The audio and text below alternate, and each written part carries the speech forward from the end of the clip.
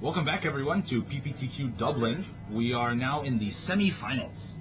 So we're in the top four. All the rest of the competitors have lost out, and there's 4 men standing ready to get that RPTQ spot in the hopes of making the Pro Tour. So the 2 that we have, we're going to see Mr. Mustafa. Oh, looks like he had a very successful tournament. I think he went undefeated in the Swiss. Yeah, so he is 4-0. 5-0. Sorry, 5-0. 5-0. He did his Jund deck. Yeah. Like we thought, Jund is a classic deck that rewards good play. And Mustafa has proven to be a very good player. Yes. Yeah, he has made very few mistakes. And yeah, he did successfully pilot this deck to, obviously now he's at 5-0, right? Yep. And he is playing against... He's going to play against Vincent, who we saw earlier, playing Affinity. So Affinity is traditionally, I mean, as we said before, it's very explosive. So it's not the best matchup for Jund. Jund can 1-for-1, but Affinity kind of just dumps its whole hand and doesn't allow for Jund to kind of keep up in the same way that it can with other creature-based decks. So, I mean, who do you think is favored in this matchup? No, I think this is a obviously very traditional matchup that we've seen for quite a long time. I think obviously Affinity has a slight edge, I would say, in this matchup. At least pre-board. At least pre-board, yes. Pre-board because Jund doesn't generally have main board many artifact removal. I mean, they do have a lot of creature removal like Terminates and Lightning Bolt, etc. They have Maelstrom Pulse. Yeah, and Abrupt They have Kolaghan's Command and Abrupt Decay. Yes. So obviously there's now a decent amount. Yeah, now the matchup is actually much better ever since Kolaghan's Command came into the picture. Exactly. But I still think Affinity can have those explosive draws, which can be a little difficult for Jund to handle pre-board. Yeah, I mean, they basically start the game on the back foot. Yeah. And Jund doesn't really want to sit there. Jund, as we said before, wants to gain that incremental advantage and kind of 1-for-1 the opponent. Yes. And Affinity does very well against 1-for-1 because it drops 2 to 3 permanents every single turn. Right. A lot of the time. So it's definitely going to be an interesting matchup. Mustafa is the higher seed, so he will most likely choose to be on the play. I don't see any reason why he wouldn't. Yeah, I don't think... you don't want to let Affinity go first. Very yeah, simply. I don't think so. I don't think... I think Mustafa is very happy, let's say, that, to be on the play. That he's very happy to be on the play against Affinity. I definitely think it'll be a very interesting match. Definitely. And after the sideboard can change quite a bit. Then that's when Mustafa starts getting his Kozilek's returns, his Ancient Grudges, Track does all ways to gain life. Things to slow down the Affinity threat, the explosiveness of Affinity. Exactly. So we're gonna go ahead and go down to the players. They should be shuffling up and getting ready to go. So let's get this underway. So Mustafa versus Vincent. Jund via Affinity. So it looks like Mustafa did ID in his last round, so he didn't actually play it and went 5-0. So he ID'd it at 5-0, so still undefeated. Right, yeah. He's still technically undefeated. I mean, and you typically see this in the top levels of the tournaments because you can end up with a very poor tiebreakers if you decide to play the match rather than take it down. It looks like Mustafa has mulliganed down to 6. That is not very good for the Jund player. I mean, obviously Jund, a deck that wants to have the incremental advantage 1-for-1 your opponent, starting a card down on Affinity, which tries to dump his hand. So the players shake hands, and Mustafa does the very opposite as he plays English and Kozilek on turn 1, getting a good look at the Affinity hand and seeing what we have there. So we have Springleaf Drum, Mox Opal, Inkmoth Nexus, was it a Steel Overseer? Steel Overseer. Walt Scourge, is that a Welding Jar, I think, and a Totcast. Yes. So let's see what he decides to take out here. I mean, he definitely wants to kind of slow the Affinity beginning start. Master of Ethereum. So let's see what Mustafa decides to take. He puts everything off to the side and decides to write it down as any good pro player should. So this is Mustafa has a decision, right? He can either take away the explosive start, right, from Vincent. He can take away either the Mox Opal or the Springleaf Drum to slow the Affinity player down. Or, because, I mean, generally tends to have answers, right? Like creature removal, etc. So the one thing that John cannot handle is when multiple things come out at the same time. Yeah. Right. So there could be a a case to be made for playing for picking the Mox Opal or the Springleaf Drum to slow the Affinity player down. But there can also be a case made for taking a Vault Scourge, for example. Yeah, to negate the life total, and it looks like he's going to go ahead and go for the Mox Opal as we were talking about before, and it does make sense. Yeah, looking at Mustafa's hand, he has a Lightning Bolt and a Terminate already, so exactly. He can deal with the creature threats that Vincent plays. But he does not want Vincent to be like blurting out multiple creatures every turn. So in this way, what he did is he basically took out the Mox Opal to slow the Affinity player down, so that Mustafa has time to deal with the threat one by one as it comes into play. Exactly. So. He's rolled some dice. There you go. Looks like he's at 0 now. There you go. Yeah. All right, so we're good. So he's taken 2 life off the Phyrexian mana for Vault Scourge and played his 1/1 flying lifelink. So let's see. Mustafa drew another Terminate off the top, so he is control heavy at this point, which is going to very much punish the Affinity deck at this stage of the game. This is pretty great actually, because. We saw that Mustafa knows that Vincent has 3 creatures in his hand, and Mustafa has answers for all 3 of those creatures, right? So the great thing about this is that Mustafa has some more time to work with, and as a Jund player against an Affinity player, that's what you want. That's all you could ask for. You just want some time to deal with your threats and slowly build some advantage, build some threats of your own, and then eventually turn the corner, as we call it, right? Just kind of whittle their way down. So he's going to go ahead and play the Springleaf Drum, tap it to generate a mana and cast another Springleaf Drum. No, he decides he doesn't want to do that. He's going to do it anyway. Yeah. So get out of Springleaf Drum. So he's trying to ramp himself. He's very land light. It's actually a very interesting thing. What Mustafa could have done in response to the Springleaf Drum is bolt the Vault Scourge. Bolt the Vault Scourge. Yeah, but prevent Vincent from getting the Springleaf Drum online to get him to cast another Springleaf Drum. On the stack. And Springleaf Drum was on the stack. Yeah, absolutely. So that is very true, but I don't think that Mustafa really cares if he allows another one. I think he was just kind of playing reactionary, and by the time that he tapped it, he's like, just go ahead and let it go. Let's see what he casts with it. And because what he was doing is he was holding up the 1 red mana for the bolt, but he also had the fetch land, so if he really needed to, he could have cracked it and brought out the Terminate if he really needed to. But he decided, nope, let's go ahead and save our life total, which is a very, very heads-up play from the Jund player that you need to conserve your life total in this matchup. You can't be as liberal with it as you would be in other matchups. So he's going to play the Raging Ravine tapped and just pass back with the 2 Terminates in his hand. And that's a threat for Mustafa. Now he has something to play off of. He can now kill 2 or more of Vincent's creatures and then start bashing in with the Raging Ravine and give something for Mustafa to do. Vincent, on the other hand, very we talk about how explosive Affinity is, right? And this is not one of those explosive starts. No, it has not been. He's got another Vault Scourge, so he's going to be able to take that and bring that in. He's going to have to pay 2 life for it, which is not a big deal. The thing is that Mustafa can answer every single card that Vincent plays right now, and especially if he's only playing 1 per turn, that's exactly where the Jund player wants to be. Yeah, definitely. That's exactly what Mustafa wants. Mustafa wants Vincent to be playing 1 creature turn, and while Mustafa builds up his lands. Looks like Vincent decided to play Steel Overseer for the 2nd mana, which is instantly going to get terminated. Yep, right away. He's not a big... He doesn't really care about the Vault Scourge so much. One life point every turn isn't a big deal. I mean, it is a 2-point life swing because of the life link, but it's not that big a deal. Well, Mustafa does need to draw into action soon, though, because yes, he did have a great start for a Jund player in the Affinity matchup by having 3 removal spells to kill off 3 of Vincent's creatures. However, he does need some action, because if he does not draw into a creature or something to do, basically, he cannot reliably kill his opponent with just the Raging Ravine. Not at all. I think right now he's not so upset drawing that land. He's okay to terminate this. He's going to be okay to fetch into a tapped, probably a land that he's going to bring in tapped, and then next turn he's got a 5th land to be able to activate the Raging Ravine. It's at that point that he really needs to start top decking some sort of gas, whether it's removal whether it's another creature, if it brings in Dark Confidant. Tarmogoyf is going to be huge right now. The graveyards are kind of off screen actually, so let's try to remedy that so we can effectively count Tarmogoyf.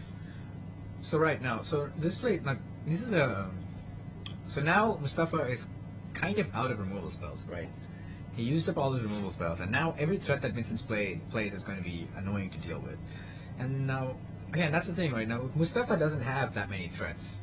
So everything Vincent plays now is just going to synergize with his other creatures, and it's going to be very frustrating for Mustafa to kind of deal with. Yep. So, I wonder if Vincent if this is enough. Now, yeah, this is another card that is actually great against Jund. Jund wants to try and one-for-one you. Well, then Vincent plays something like Podcast, which just draws him extra cards, draws him into more gas. Yeah, makes life very difficult. That's actually something that I spoke with Vincent about during the deck tech, is why he played Thoughtcast over a Galvanic Blast, and he said that he had played a PPTQ recently where he had Galvanic Blast in his hand, and it was just a dead card. And he ended up emptying his hand, as he has done in the past, or done, just earlier in this match, and was not able to get anything done with it because it wasn't valuable to him. And he's like, Thoughtcast is just going to be a better card. It's going to give me massive advantage that I wouldn't normally get with having Galvanic Blast, and it's a way for a deck like Affinity, which is an aggro deck that doesn't typically have card draw, to be able to draw cards effectively and for cheap. I mean, in an Affinity deck, it's basically like a mini Ancestral Recall, right? It's a 1 mana draw 2 cards, which is pretty great. Yeah, and like you said, against the Jund Mirror, you will really want cards to eke out advantage, because that's the only way you're going to get ahead against them. And with Mustafa 1-for-1ing Vincent, it looks like he's not really getting enough out of it, because he's not drawing any threats. However, it does look like Mustafa just top deck a Scavenging Ooze, which is going to be very, very good. That will get quite large. That is something he's going to be able to play his 5th land this turn if he wants to, and which he's just going to go ahead and do so, and drop down the Scavenging Ooze, and that's going to be able to probably get out of hand as it has in every other game that we've seen it played in. Especially since Mustafa did just kill 3 creatures before in the previous turns. Each of those 3 creatures can be eaten by the Scavenging Ooze to grow and gain life. And Vincent is going to be under some serious pressure unless he gets some pressure of his own. Right? Yeah. Well, I mean, he does have the I believe that's a Blink Moth Nexus down there, so that is going to be something that will provide a relative amount of pressure for Mustafa, because the Jund deck famously does not really have that many flyers. We do know that he also has a Master of Ethereum in his hand, and there he goes, he plays the Master of Ethereum. That Master of Ethereum is also huge. Yes, that is very, very big. As of right now, it is a 4/4? It's a 4/4, but it's a 5/5, and it has potential to be a 7/7. 7/7, and it makes all the other artifact creatures 1/1 as well, so that +1/+1 to other creatures. +1/+1 to all the other creatures, so that is a Arcbound Ravager down there. Yes. So that is now a 1/1 with a +1 counter on it. Yep. So, excellent. So this is going to be interesting, though. So Mustafa does need to keep top decking into gas. However, Jund is the best deck to do that. Jund does have a lot of great top decks. Yeah, I mean that's essentially what Jund is. It's the top deck. Right. It has a lot of. If you get into a top deck war with Jund, the only deck that can kind of go toe to toe with it would probably be something like 8-Rack, which is kind of geared to go in that top deck because it just kind of throws everything out. And Abzan as well, I think. Yeah, Abzan is very, very good. Decks. Yeah, I mean, BGX in general is always going to be very, very good in the top deck war, you can say. Well, Jund Mustafa the draws here. Oops, looks like he drew a land. So that's going to be pretty rough for him. He's not going to be able to attack with that Raging Ravine. It's only going to be a 4/4. The Master of Ethereum is already bigger. Yeah, this is not looking great for Mustafa, to be completely honest with you, because Master of Ethereum is going to get quite out of hand. However, he does have 3 Scavenging Ooze triggers. I don't, however, think that there are enough targets. He can only target 2 more creatures from the graveyard to make his Scavenging Ooze potentially into a 5/5. And well, 5/5 doesn't look so big against that the 5/5 Master of Ethereum, which can basically become a 7/7 at will. Exactly. That's going to be something that he really needs to answer soon. Otherwise, not much is going to be able to be done.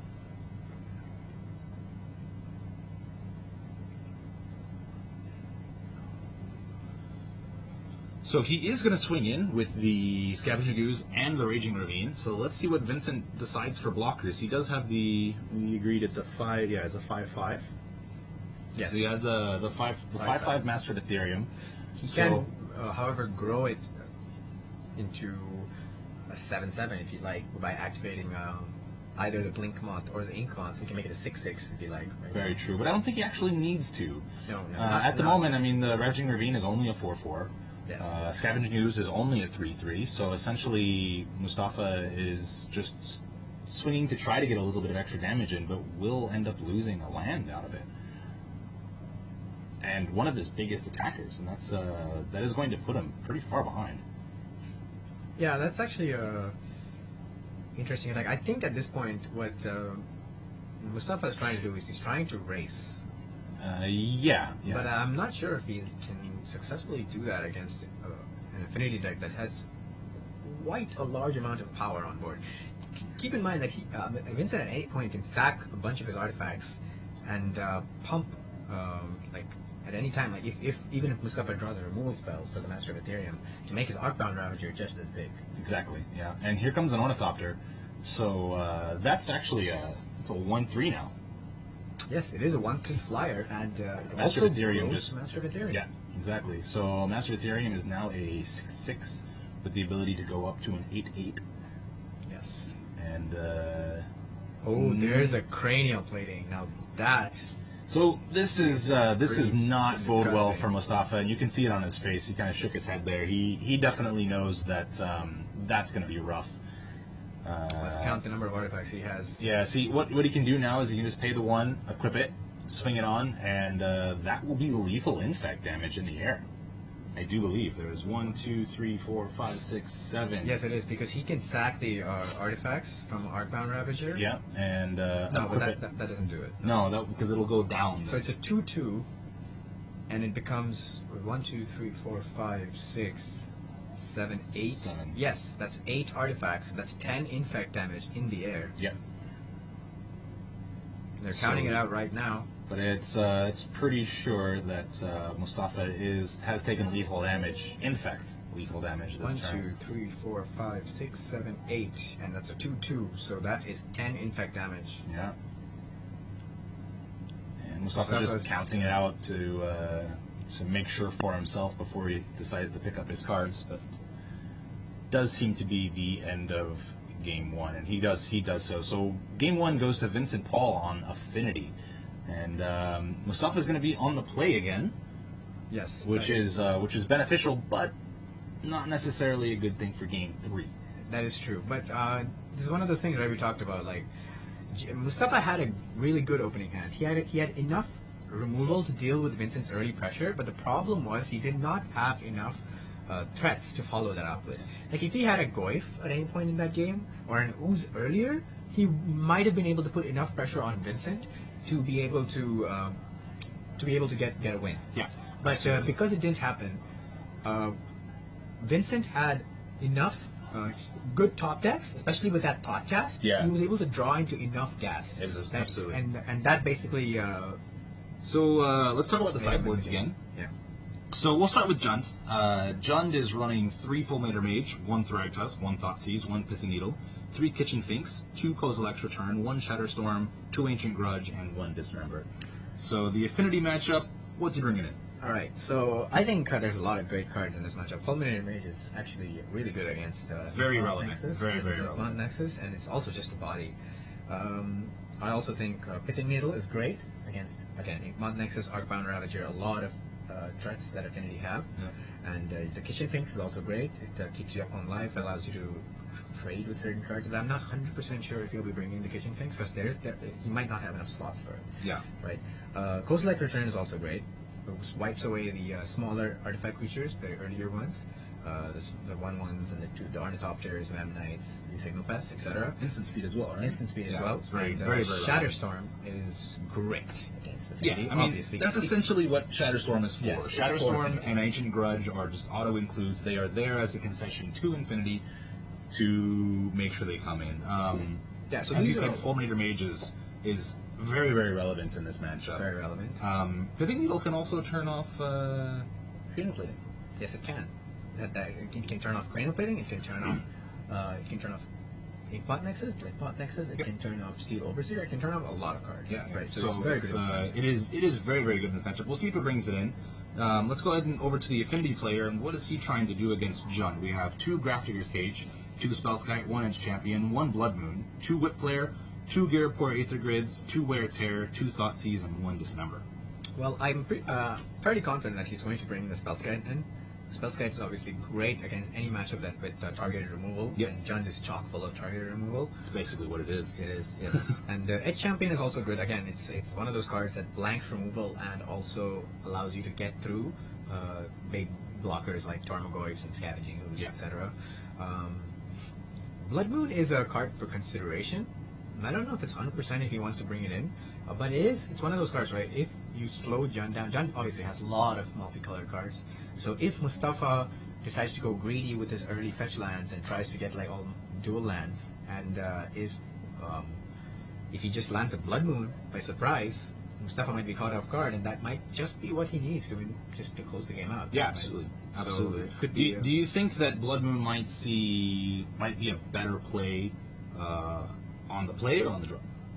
I think it would definitely be a better play on the play. Yeah, right. So he maybe he wouldn't bring it in this round. Maybe, but I still think it's a great card to have against Jund. It is very good against Jund. And depending on, let's take a look at Mustafa's lands. Actually, that's very important. And Mustafa has the typical 2 swamps, 1 forest. So this is again a concession to Blood Moon. Yes.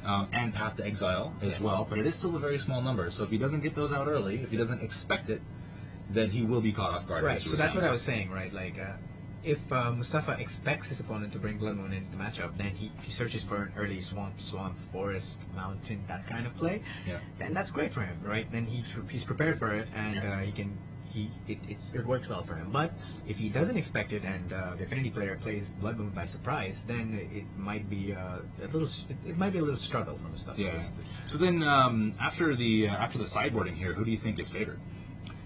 I think Jund definitely has a lot more tools to deal with Affinity after sideboarding.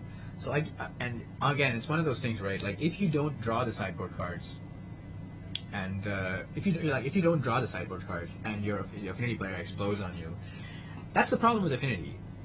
If at any point you just because you have these cards coming into your deck from your sideboard does not mean you win the game. Yeah, and You still need to draw them. You still need to have time to cast them, and you still need to proceed with your game plan to try and win the game. Exactly. Right. So while I think Jund has a much more favorable matchup, I think Affinity can still have a chance. Yeah. So we are underway for Game 2 in the semifinals between Jund and Affinity.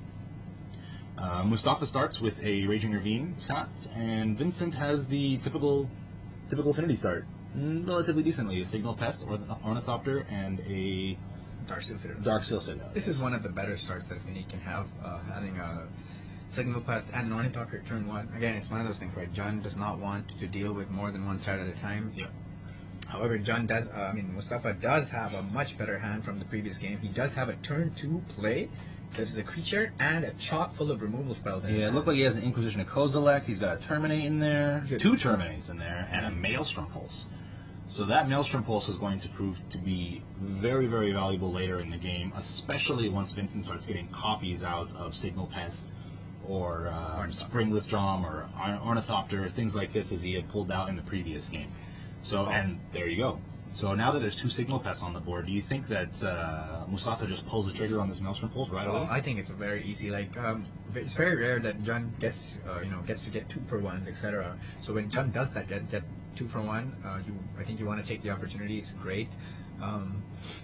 I think it's a very easy signal pest. I mean, I think it's a very easy Maelstrom Pulse from Mustafa next turn to clear the signal pests. It'll clear it a decent amount. I think he's going to go ahead and untap and just fire that off right away, and at least try to swing in with the ooze for 2 points of damage, and see if he chunk blocks with the Vault Scourge. Most likely won't, but just kind of test the waters a little bit. I think that what really needs to happen here from Mustafa is that he needs to put as much pressure on Vincent as absolutely possible.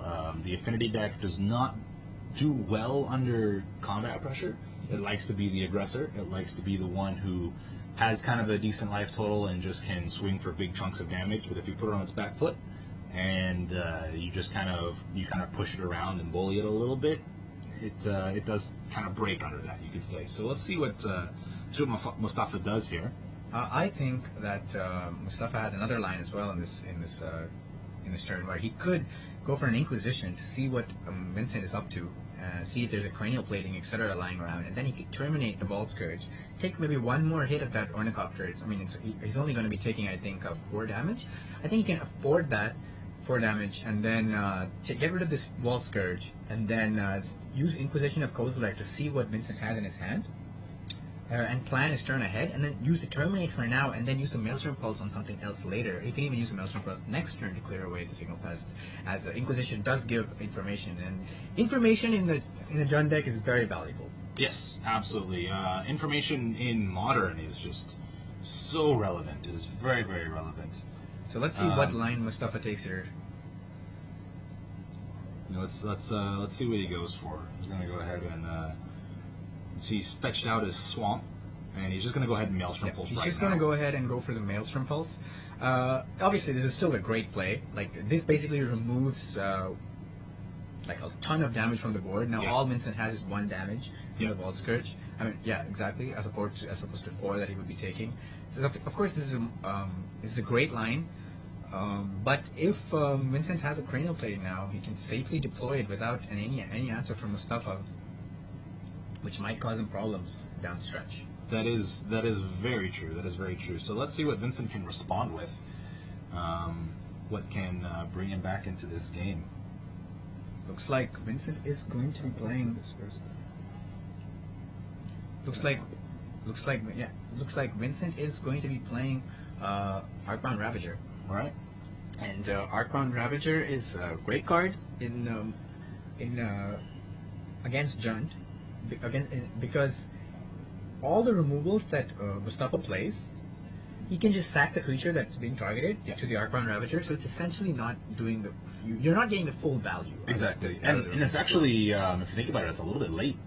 If he had that Arcbound Ravager last turn, for the Pulse, definitely. Pulse there you go. He had the cranial plating in his hand. Ooh, and the timely Inquisition of Kozilek. So and, that's what I was trying to say right now. If I was the Affinity player, I might have just deployed the cranial plating in the previous turn in fear of the discard spell. Of course, we're working with perfect information here. So and he just goes ahead and does another one right there, and just rips apart his entire hand. So now Mustafa has full information. The Affinity player has nothing in hand. And he's just going to go ahead and let's see. He's just going to read the Arcbound Ravager. So this is what I was saying, right? No, I think. So this is what I was saying, right? Like, I felt that if there was any time for Vincent to play that cranial plating, it would have been last turn. But of course, we were working with perfect information. Yeah, the players had no idea. Have no idea that that's what's going on. So Mustafa's going to come in with the attack on with the Scavenging Ooze, try to keep that pressure up like we were talking about earlier, and see if Vincent just want to go ahead and take the damage, or he's going to force the block. So it looks like he's going to exile 2 creatures from Vincent's yard. Yeah. Had Vincent taken any? Had he declared blockers yet? I don't think he did. I think he does not block. So he takes 4. Let's take a look. I'm not sure if Vincent had declared blockers or had. He had just done that. I believe he did not, because I think Mustafa would have waited for declaring blockers before he decided to exile cards from the yard. And that's exactly what happened. So Vincent's going to go ahead and untap. He goes down to 13, and let's see what he can top deck. What can he pull out right now to get himself back into this? I mean, he's not that far behind, but he drew another Signal Pest. It's okay, but it's not the best draw. It's not bad. I mean, he's he's doing okay for the moment. Yeah, we're definitely going to have a different app for the life totals next time. To make it easier. Yeah, for players. it is a bit confusing. I mean, it's very clear for the people on the stream to see it, but it's very easy to use as well. You know, if you can pay attention to it. But there you go. It's not so easy. Mustafa fires off the Terminate at the Archon Ravager to get rid of it as soon as possible to prevent it from growing. Because when Archon Ravager is on the board, it kind of acts like a spell strike. You don't want to target other creatures with it because he's just going to sack the creature to this Archon Ravager. Exactly, so he just wants to get the Archon Ravager out of the board so he can kill creatures safely. There's an Edge Champion. Now, Edge Champion is very frustrating. It's essentially a 2/2 unblockable creature because it has protection from all colors. Yeah, and it's in addition to being unblockable, it just can't be targeted by removal. Yeah, so it's hard to get rid of. Your best bet at removing it is playing something like Shatterstorm, or playing Liliana of the Veil to make him sacrifice it. And absolutely. But if he does play Liliana, he can easily sacrifice one of his other creatures if he so chooses to keep the Edge Champion on the board. And now Mustafa is getting way ahead of this game with the Scavenging Ooze. However, Vincent does have the Edge Champion to block. So it's actually very hard for Mustafa to get 2 for damage now because he only has 1 creature, and the champion can just constantly keep blocking. Yeah, so he needs to pull out something like Shatterstorm or a removal spell plus Liliana of the Veil, something to try to clear out this board and get rid of that Edge Champion. He does, however, have the Raging Ravine, so he can attack with both the Raging Ravine and the Scavenging Ooze. True, and I think he's going to go ahead and activate that now. No, he doesn't seem to be looking at that line. Let's see what he has in his hand. I can't quite see it.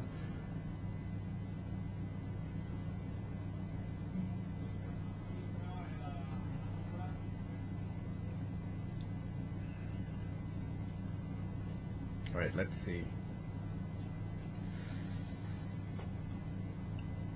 So the other thing is that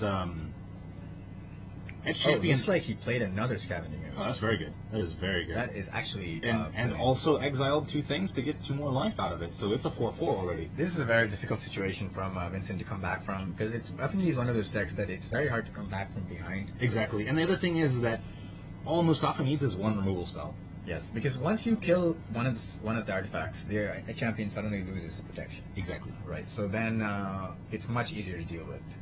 Exactly. There's So a Dismember on the larger. So I guess he did bring in the Dismember from the sideboard, Which is very. it makes expected. Very expected.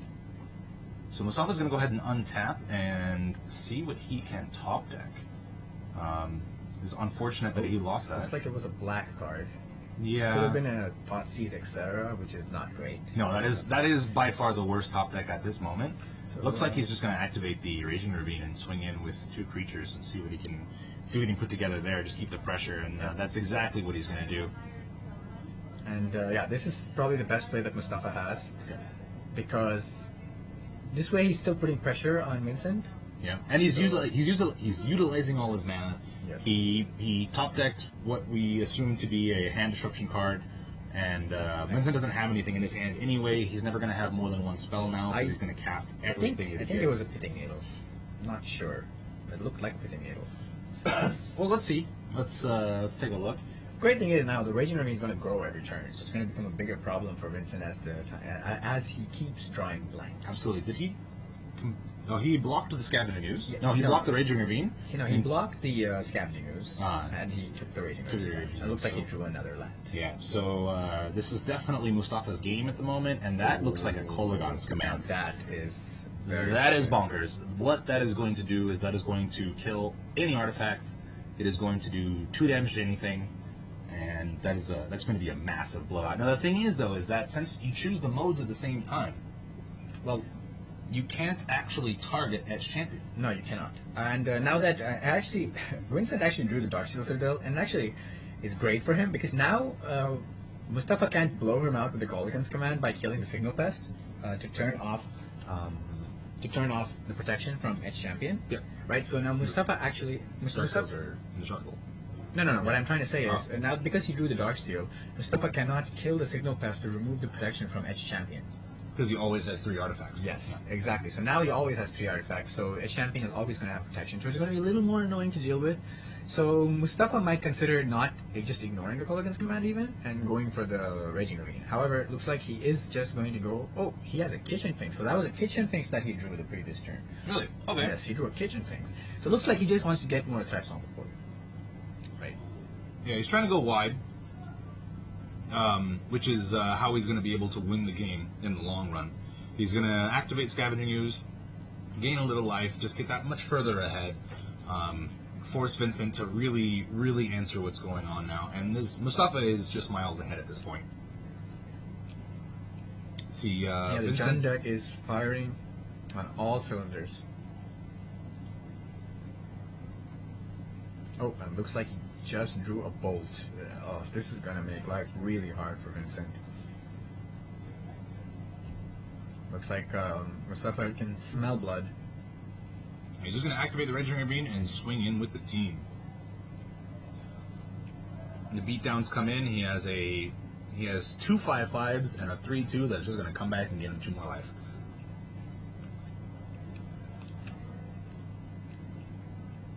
Vincent is forced to make chump blocks now.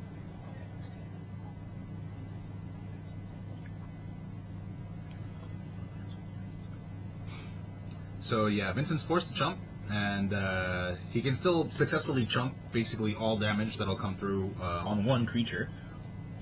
And he pulls something. What does he get? 3 mana. Another Etch Champion. Alright, so now he's got 2 essentially indestructible blockers. That's a very good way for him to stem the bleeding a little bit, but he definitely has to pull something massive, I mean, like cranial plating. I mean, he's dead on board right now, right? Because all Mustafa has to do is push in like 3 more damage, and then he can just finish him off with the Kolaghan's command and lightning bolt. Yeah, that is very true. He just fetch shock, swing in with everything. He has to take at least 3 damage, and then he will be definitely dead next turn. And then he will he's gonna take 3 damage. He's gonna go down to 4.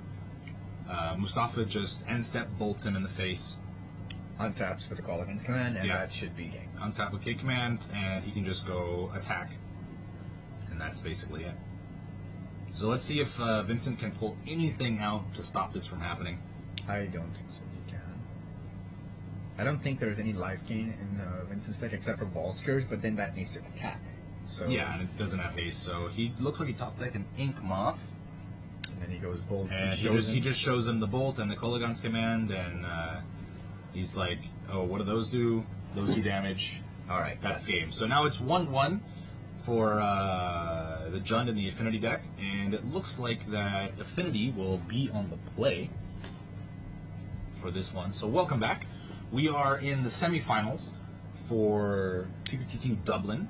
We just finished game 2 of the semifinals, and now Affinity will be on the play. Right. This is where Affinity loves to be. Yeah, Affinity clearly wants to be on the play. However, did sneak a win from the draw. Yep. In the first game. So absolutely. I mean, like I said, now let's look at that game. Let's analyze that game too a little bit. Did any of Mustafa's sideboard cards show up? Actually, Finks. That was it. Finks. That was it. So nothing else. Right? Nothing else. No. So Mustafa has, like we said, right? One thing was that the Affinity player, actually, if you think about it, the Affinity player did have a good start. Yeah, it was a relatively good But the start. difference between game 1 and game 2 was that this time around, Mustafa had a threat to go along with his removal spell. Exactly. Right? And that was what he really, really lacked. And that's what he lacked. All that removal, but his only spell or his only creature was the Raging Ravine, which he ended up losing early again in the combat with the Master of Ethereum. So there was really nothing for him to do. Again, like I said, like the Raging Ravine is very slow. It only comes out on turn 5. You know, so but the Scavenging Ooze comes out turn 2, and once the Scavenging Ooze comes down, then from this point on forward, all Mustafa needs to do is attack, exile creatures, kill your creatures, exile creatures, kill your creatures, and that's exactly what happened in game 2, and that's what allowed Mustafa to close out game 2. And it's the same thing we've been saying every time we've seen Mustafa play the Jund deck on the screen. Is it's just that incremental advantage, those 1-for-1s, and every once in a while we got to see an actual 2-for-1, and the Jund player loves to see 2-for-1s. Yes, exactly. You know, when they can go Maelstrom Pulse and they get 2 permanents out of it, they're loving it. They're in heaven. It's nirvana for a Jund player. The same thing with Kozilek's Return, or anything like that. Any of the multi-target that Jund does have, when those get to hit two things. I mean, the only single spell 2-for-1 that Jund really has that's an honest to god 2-for-1 is a Kolaghan's Command. Right. Exactly. And I mean that's all well and good, and it plays such a huge role in the Affinity matchup. So I don't think that we're going to see any other sideboard changes. I think the players are just going to shuffle up and go straight to game 3, because both of them are hungry for the finals.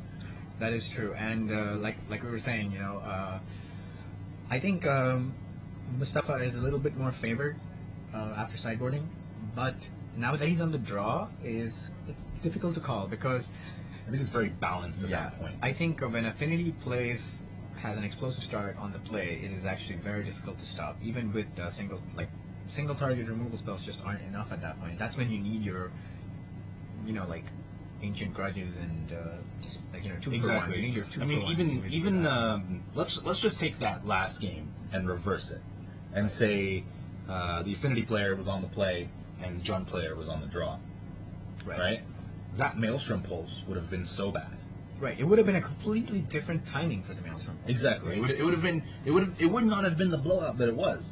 Exactly. Because he would have been a full turn behind. Right. So just that small difference between play and draw makes the same play so much more different. It's worlds apart. Yes. It's worlds apart. So in this situation, that can happen again. And if Mustafa has to wait for Vincent's turn 4 to be able to cast his Maelstrom Pulse, he might already be dead by that point. That is very true.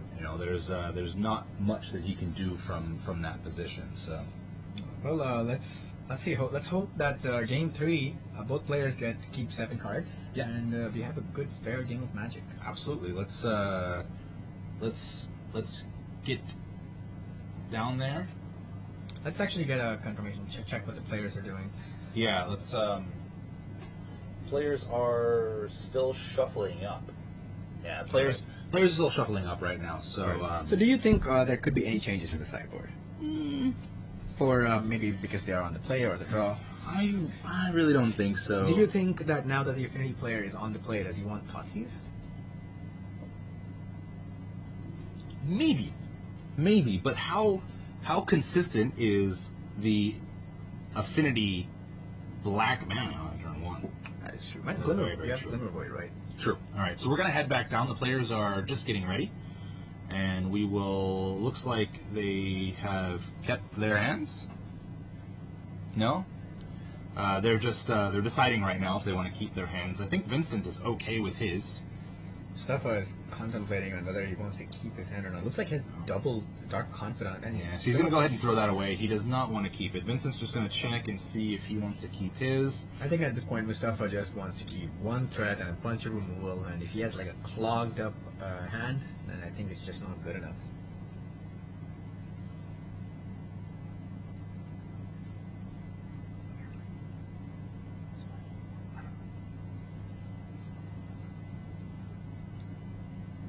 So players are just shuffling up, and Mustafa decided to take a mulligan to 6. Looks like Vincent is happy with his opening 7.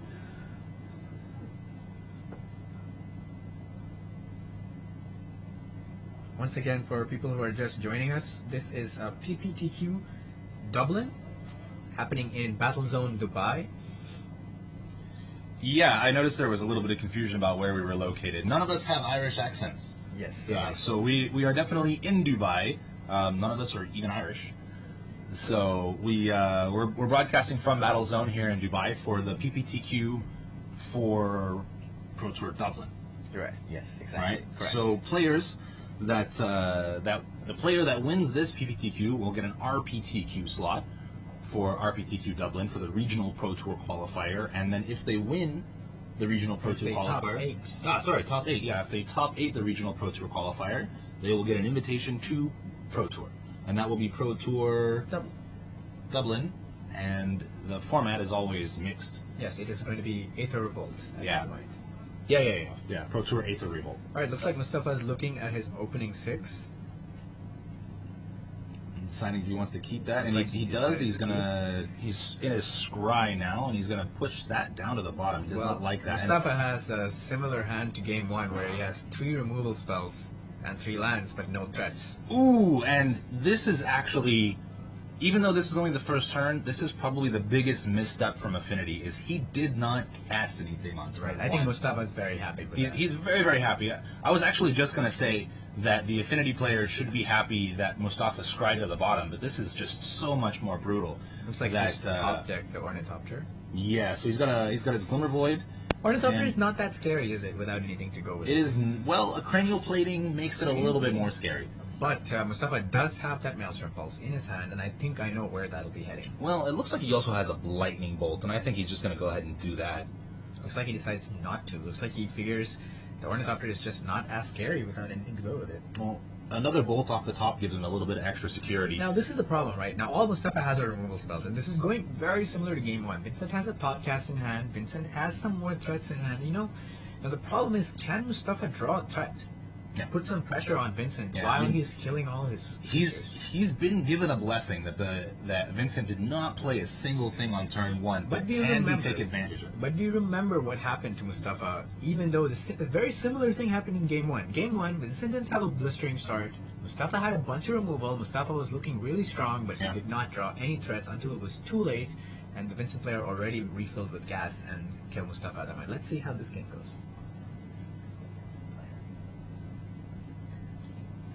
Yeah, so let's take a look. Vincent has played Welding Jar. And Mustafa's just reading that and deciding what he wants to do about it. Now, I think he's going to be like, okay, no, in response to this sack, let me get rid of your creature. Yeah. Now, remember, Welding Jar regenerates artifacts. So it might be a little bit more tricky to get rid of the Cranial Plating than Mustafa thought in the beginning. Yeah. Very, very, very true. He does, however, still have the Abrupt Decay, so Mustafa can go ahead and, if he really wants to get rid of that Cranial Plating, he can use Abrupt Decay and Maelstrom Pulse to get rid of the Cranial Plating. Absolutely, but the thing is that as of right now, he doesn't really need to. There's no creatures on the board. And now he's going to go ahead and Thought Cast, so he can actually kind of sit back and just wait. Essentially 2-for-1ing himself is probably not the way that he wants to do it. He wants to be as efficient with his removal as possible. I mean, it's a 2-for-2, right? It's not a 2-for-1. Oh, yeah, true. It is a 2-for-2 because Welding Jar does get out of there. But the thing is Vincent that does draw 2 cards now from Thoughtcast, and that's probably great for Vincent. I mean, Mustafa is, like you said, given a blessing, right? He is not having to deal with the blistering start that Affinity usually has, and all Mustafa needs to do is draw at least one threat to put pressure on Vincent, which is, however. So it looks like there is a Signal Pest. Now, Mustafa, what he can do to deal with the Welding Jar is he can crack the Wooded Foothills now to bolt the Signal Pest. Right. Force him to sack the Welding Jar. And if Vincent isn't paying attention, he might just do that, and then Mustafa can easily get rid of the Cranial Plating with Abrupt Decay. Absolutely. So let's see if Mustafa does take that line and go for the Signal Pest on the end step of Vincent's turn. Vincent is going to pass, so Mustafa's going to crack right here on the end of turn. And let's see what he does. He's going to consult his hand before he reaches for that second land.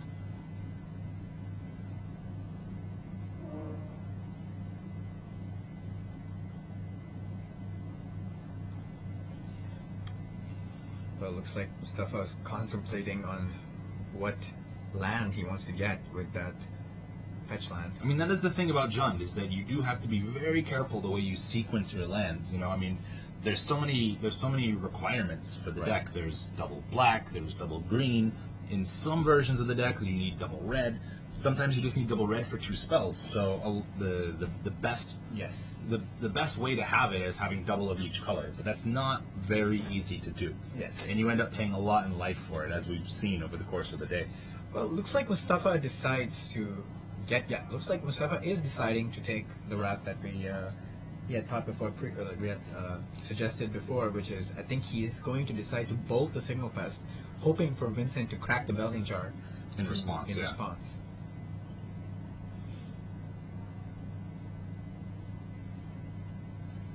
So both players are just taking a little bit of time. I'm not 100% sure if the semifinals are timed or not.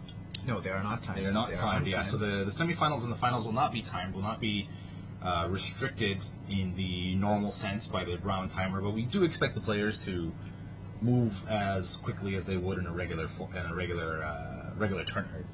rounds, you can say, as not to drag the games on. Looks like he is going to go for the bolt. And looks like Vincent isn't biting the bait. Looks like Vincent decides to keep the welding jar, and he knows that the cranial plating is a bigger threat than the signal pest, and he decides to keep the cranial plating. He decides to keep the welding jar over the signal pest.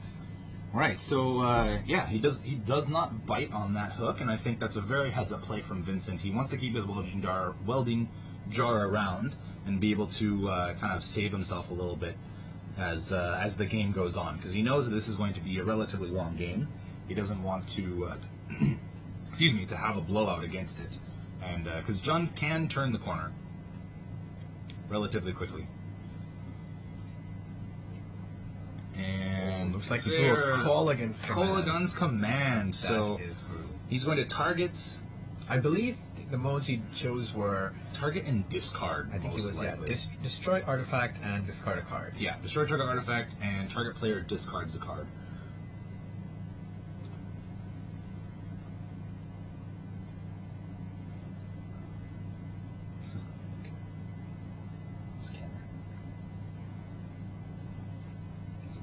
Pretty little scan, is it? All right. So Vincent now has to choose. Does he want to sack the welding jar now? And I think he's going to go ahead and keep it. So he does sack the welding jar, but he will still have to discard. And he discards. I didn't quite see what that was. I did not see what that was. It's just a bit off screen for us. We can't quite see what that discard spell was. The card that he discarded from Gulligan's Command. Well, it looks like, he drew an Edge Champion. And he's going to equip the cranial plating onto it. Right, so that is... How big is that now? That is a... Wait, he cannot attack with it? Nope. It does not have haste. I mean, that does have a lot of things, but it does not have haste. No. Oh, so it was an Arcbound Ravager that he discarded to the Gulligan's Command. Great. Now Mustafa still yet to draw some creature. Yeah, he's not drawn any gas. He's got the removal. He has the Abrupt Decay, which he can now use to get rid of the cranial plating. Yes. On his turn, he drew the Raging Ravine, which is fine. That'll give him a little bit of gas next turn. Let's see what he does though. He's just gonna go ahead and pass the turn back. He's gonna keep mana up. He has the Abrupt Decay, and he also has. Is he sitting on 2 Maelstrom Pulses? No, that's a Maelstrom Pulse, Abrupt Decay, and another unknown card. It looks like it might be a land. Looks like he's going to activate the Blinkmoth Nexus. Oh, it looks like he played Mox Opal. I think this is a nice play from Vincent. However,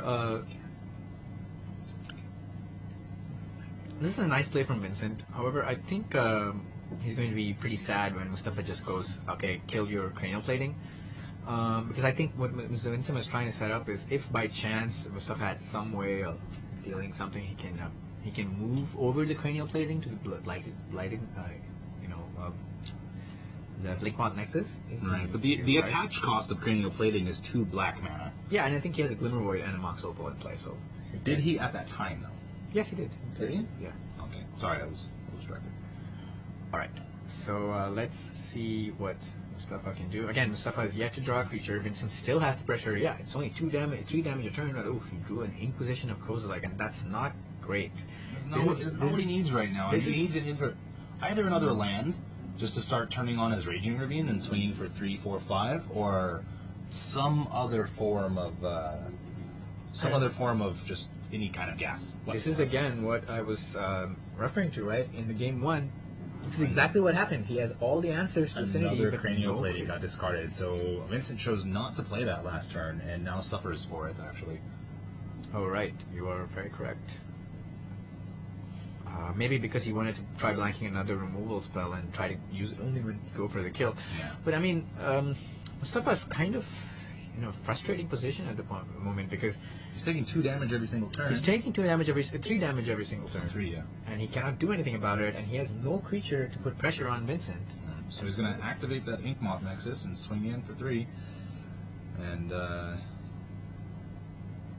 nothing he can do about it. And he's going to follow it up with a Steel Overseer. Things are not looking good for Mustafa.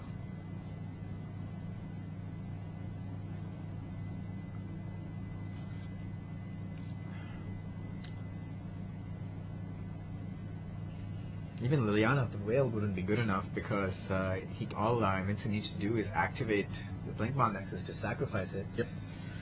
And he still has a decent amount on the board. Let's see what Mustafa can put together. He's gonna Shatterstorm would be a good draw. Shatterstorm would be an amazing draw right now. Even an Ancient Grudge would not be horrible at the moment. Could at least try to take out that Steel Overseer. I mean, there's not too many outs aside from Shatterstorm. Shatterstorm would be probably the best draw you could have, or at least some sort of instant removal. Let's see what he top decks, and he gets. Is that a Shatterstorm? That was an Ancient Grudge. That's an Ancient Grudge. So right. That is something. That is something to at least stem the bleeding and try to stabilize. I mean, that's essentially what Mustafa needs to do right now. He needs to stabilize and eventually draw into turning the corner. But the problem is he's still facing 2 damage turn, and he's only at 8 life. He's not at a very high life total. True. So Ancient Grudge, yes, it will definitely remove the other threats that Vincent has, but because he does not have a threat on his own, he's not really putting any pressure. And Magic isn't about killing your opponent's creatures. It's about getting your opponent's life total down to 0. Exactly. And Mustafa isn't doing that. Vincent still is with the Zen champion. Exactly. And that's the thing is Vincent is at a very healthy 20 life total. You can see Mustafa, he's got head in hand right now. He's just kind of trying to figure out how can he get out of the situation? How is an Ancient Grudge going to help him? Unfortunately, he can't get rid of that Edge champion at all. The Steel Overseer he can take out, and he could flash back Ancient Grudge as well. But yes, he can. With 2 of the Dark Seals, or with the Mox Opal and the Dark Seal Citadel on the board, there's no way for him to target the Edge champion. You are very correct. And again, this is what I was talking about, right? The Edge champion is pretty good in this matchup. That he might have brought in a 3rd one. Yeah, absolutely. I mean, I don't see why he wouldn't. Sorry, 4th one.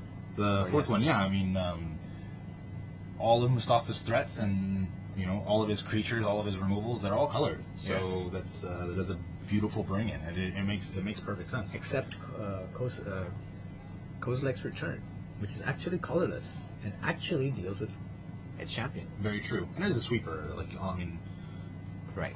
So he brought in another welding Not zone. necessarily though. If you do damage to Edge champion, it doesn't die because it has protection. Yeah, but if it's a sweep, it doesn't matter. If it does damage, it doesn't kill it because it has protection. If you do Anger of the Gods to a creature that's protected from where it takes no damage. Oh, that's true. Yeah. I was thinking of the Destroy effect. Yes, Destroy. Yeah, Destroy effect doesn't work. So. Oh, we destroy another land. Oh, yeah, that does not bode well for Mustafa. It's it's been a long road for him making it here to the semifinals. Definitely. And for him to lose out this way, it's got to be frustrating. Well, looks like Vincent. What he's going to do is he's going to keep up the Raging Ravine for some semblance of blocker, and see what he can put together with it. Activating the Ink Moth and swinging in for 3 more. Well, I think this will prompt Mustafa to activate the Ancient Grudge in his graveyard. You will activate most likely to target the Blink Moth Nexus and just take the 2 damage. I think his best bet at this point is to Ancient Grudge the Blinkmoth Nexus and top deck a Liliana. That would be the only thing that would actually save him right now. Or a Shatterstorm. Yeah. Shatterstorm would be very, very good. So he's going to take the... He just took 3. Maybe he's worried about a post-combat play from Vincent. That is well, if you very think true. about it, taking 3 or 2 does not really make that much of a difference because the edge champion is a 3-turn clock regardless, right? Right. So if he gets rid of the blink path end of turn, it's still okay. I think that's what he's considering. He's like, he maybe, hasn't done that though. He's just gone ahead and drawn and taken his turn, so he has not activated the Ancient Grudge out of graveyard on the end step. He might do it on Vincent's turn. Maybe he's trying to eke out maximum pressure. But the problem is now, the annoying thing about this play though, is now if Mustafa draws a Liliana of the Veil, it doesn't kill the edge champion. Exactly. So let's see. I didn't get a good look at what he drew. It's like he just was drew another land. Oof. It's painful. I mean, we've all been in these positions. You know? Yes. I mean, I've been in this position with this exact same deck where your library is just chock full of removal, and I think that's gonna go ahead and be game. Yeah, I don't think there's any more removal spells left. No, he's got the Ancient Grudge. He can flash back to take care of the cranial plating at the very least. But he's still going to take 3. He's still going to go ahead and he's still going to take 3, and that is game. And, so semifinals go to Vincent. Paul will move on to the finals. Mustafa gets eliminated. There's the Shadowstorm. It's just a bit too late. I was just there on top, wasn't it? It was 2 cards away. Welcome back to PPTQ Dublin here in Dubai at Battlezone. We just finished up with the semifinals. We're going to move into the finals as soon as the players are ready. Vincent will be moving on to the finals, so we'll see him again versus the winner of the previous round, which was actually it was the same matchup that we saw on screen, which was Elmer versus Albert. Yes. So we'll get an update for you on who won the semifinals version of the Naya Aggro versus Suicide Zoo. See who won that round, and we'll be facing Affinity in the finals. It looks like it's going to be an aggro finals.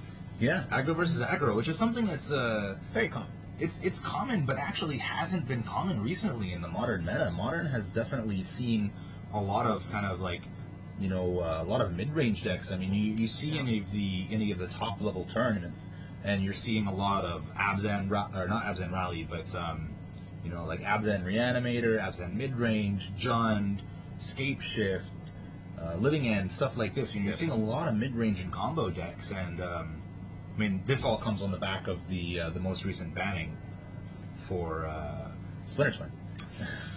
I am one that is very disappointed in the banning. I feel like it did not need to be banned because combo decks, they had a place in the format. They weren't the best, but it was always nice to have it. Well, a lot of people say that Splinter Twin was like the poster boy for the format because Modern is a turn 4 format. Yes. And Splinter Twin could win turn 4. Essentially, consistently.